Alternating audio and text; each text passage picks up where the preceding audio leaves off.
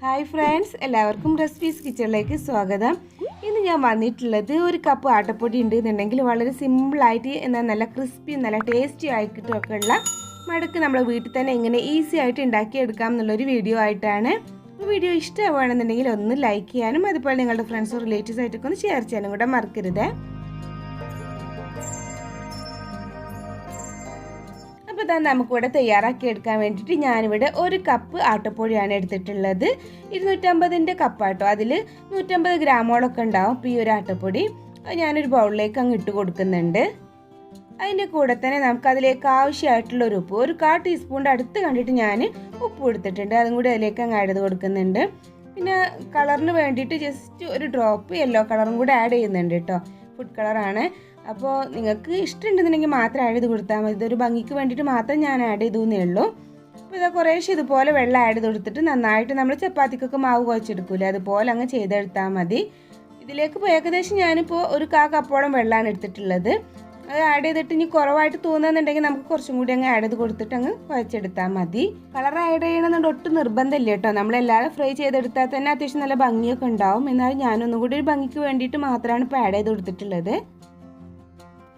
അപ്പോൾ ഇതാ മാവ് നന്നായിട്ട് കുഴച്ചെടുത്തിട്ടുണ്ട്. അപ്പോൾ ഞാൻ ഇതിലേക്ക് എടുത്തിട്ടുള്ള വെള്ളം എന്ന് പറഞ്ഞത് ഒരു 1/4 കപ്പ് വെള്ളം പ്ലസ് 2 ടേബിൾ സ്പൂൺ മാത്രമായിട്ടോ എടുത്തിട്ടുള്ളത്. എന്നിട്ട് ഇതാ നന്നാക്കി കുഴച്ചെടുത്തിട്ടുണ്ട്. ഇനി ഇതിപ്പോൾ റെസ്റ്റ് ചെയ്യാൻ വെക്കേണ്ട ആവശ്യമൊന്നുമില്ല. ഇതുപോലെ അങ്ങ് നമ്മൾ ഉരുട്ടിയെടുത്തിട്ട് ഒരു 6 ബോൾസ് ആക്കിയിട്ടാണ് ഞാനിപ്പോൾ ഇതാക്കി എടുക്കുന്നത് കേട്ടോ. നന്നാക്കി കുഴച്ചെടുക്കണം, അത്രയേ ഉള്ളൂ. ഇതുപോലെ ആക്കി എടുത്തതിന് ശേഷം ഞാൻ ചെറിയ ചെറിയ ബോൾസ് ആക്കി എടുക്കുകയാണ്. നന്നായിട്ട് ഇങ്ങനെ ഉരുട്ടിയെടുക്കുക കേട്ടോ. ഇപ്പോൾ ഇതാ ഞാൻ ഇതുപോലെ ഒരു 6 ബോൾസ് ആക്കി എടുത്തിട്ടുണ്ട്. ഇനി നമ്മൾ അടുത്തതായിട്ട് ചെയ്യേണ്ടത് ഇതൊന്ന് പരത്തിയിട്ട് എടുക്കാനുണ്ട്. അപ്പോൾ ഞാൻ കൗണ്ടർ ടോപ്പിൽ കുറച്ച് പൊടി ഇട്ട് കൊടുക്കുകയാണ്. അപ്പോൾ ഞാനിവിടെ എടുത്തിട്ടുള്ള പൊടി എന്ന് പറഞ്ഞത് അരിപ്പൊടിയാണ് കേട്ടോ. അല്ലാതെ മൈദയോ അല്ല ആട്ടപ്പൊടി ഒന്നുമല്ല ഞാൻ എടുത്തിട്ടുള്ളത്. ഇതിലേക്ക് അരിപ്പൊടി വെച്ചിട്ടാണ് ഞാൻ ഇതൊന്ന് പരത്തി എടുക്കുന്നത്. എന്താ വെച്ചാൽ അരിപ്പൊടി യൂസ് ചെയ്താലാണ് നല്ല ക്രിസ്പി ആയിട്ട് നമുക്ക് കിട്ടുള്ളൂ. അപ്പോൾ അതിന് വേണ്ടിയിട്ടാണ് ഞാൻ ഇതുപോലെ അരിപ്പൊടി ഇട്ടിട്ട് ഇതൊന്ന് പരത്തി എടുക്കുന്നത്. നല്ല നൈസാക്കിയിട്ട് വേണം നമുക്കിത് പരത്തിയെടുക്കാൻ. നമ്മൾ ചപ്പാത്തിക്കൊക്കെ പരത്തിയെടുക്കൂലേ, അപ്പോൾ അതിലേക്കാട്ടിലും കുറച്ചും കൂടി ഒന്ന് നൈസാക്കിയിട്ട് എടുത്താൽ മതി. ഇപ്പോൾ ഇതാ ഞാൻ നന്നാക്കി ഇത് പരത്തിയെടുത്തിട്ടുണ്ട് കേട്ടോ. കണ്ടില്ലേ, ഇതുപോലെ നല്ല നൈസാക്കിയിട്ട് വേണം നമ്മളിതൊന്ന് പരത്തിയെടുക്കാൻ. കണ്ട് ഇത്ര എനിക്ക് കട്ടിയുള്ളൂ. അപ്പോൾ ഇത് മാറ്റി വെച്ചിട്ട് ഇനി നമുക്ക് എന്ത് ചെയ്യാം, ബാക്കിയുള്ളതൊക്കെ ഇതുപോലെ തന്നെ അങ്ങ് പരത്തിയെടുത്താൽ മതി.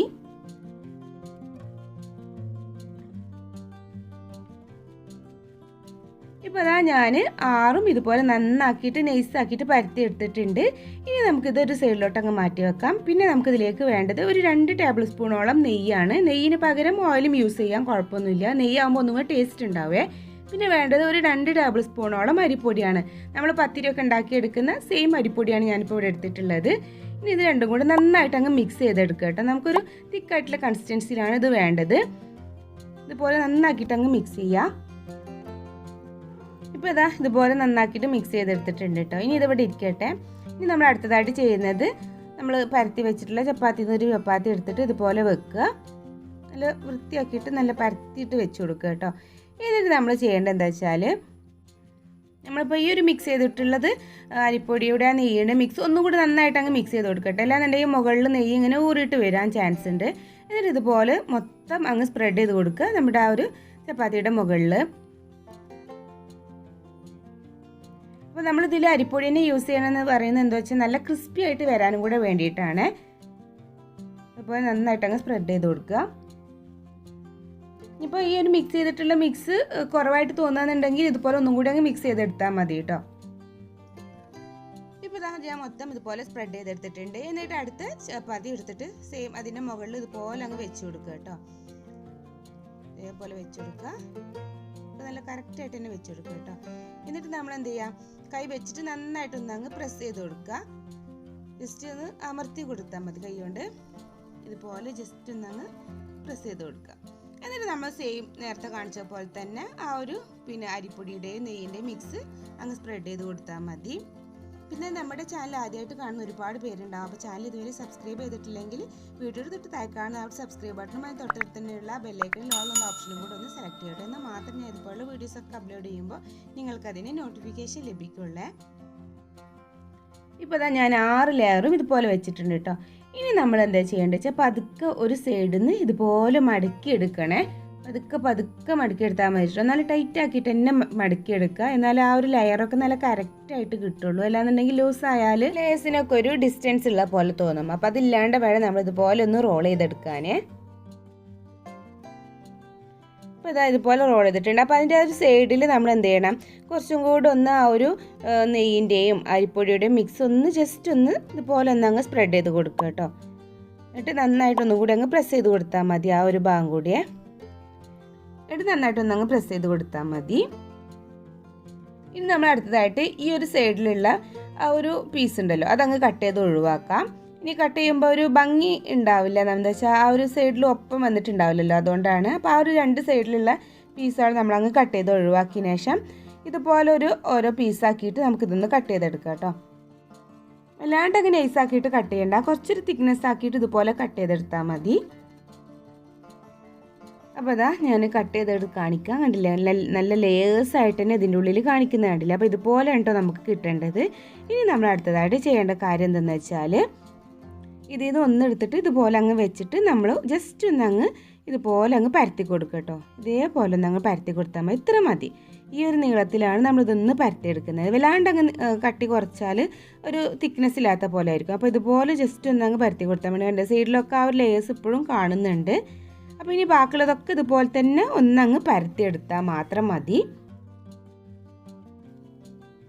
ഇപ്പോൾ അതാ ഞാൻ മൊത്തം ഇതുപോലെ പരത്തിയെടുത്തിട്ടുണ്ട് കേട്ടോ. ഇനി നമ്മളിത് എങ്ങനെയാണ് ഫ്രൈ ചെയ്തെടുക്കുന്നത് എന്നുള്ളത് നോക്കാം. അപ്പോൾ അതാ ഞാനൊരു പാനിൽ ഓയിൽ ചൂടാക്കി എടുത്തിട്ടുണ്ടായിരുന്നു. ഒരു മീഡിയം ഫ്ലെയിമിൽ വെച്ചിട്ട് അങ്ങ് ചൂടാക്കി എടുത്താൽ മതി. എന്നിട്ട് അതിലേക്ക് അങ്ങ് ചൂടായി വരുമ്പോൾ ഓരോന്നിട്ടിട്ട് അങ്ങ് ഫ്രൈ ചെയ്യുക. അപ്പോൾ ഞാനിപ്പോൾ ഇവിടെ ഒരു 3 എണ്ണം കേട്ടോ ഇട്ട് കൊടുക്കുന്നത്. ഒരു മീഡിയം ഫ്ലെയിമിൽ വെച്ചാൽ മതി. അതിൻ്റെ ഉള്ളൊക്കെ നന്നായിട്ട് വേവായിട്ട് വരണ്ടേ. അല്ലാന്നുണ്ടെങ്കിൽ പെട്ടെന്ന് തന്നെ പുറം ഭാഗം അങ്ങ് ക്രിസ്പി ആയിട്ട് വരും, ഉള്ളി വേവായിട്ട് വരില്ല. അപ്പോൾ ഒരു മീഡിയം ഫ്ലെയിമിൽ വെച്ച് ടൈം എടുത്തിട്ട് തന്നെ ഇതങ്ങ് ഫ്രൈ ചെയ്തെടുത്താൽ മതി.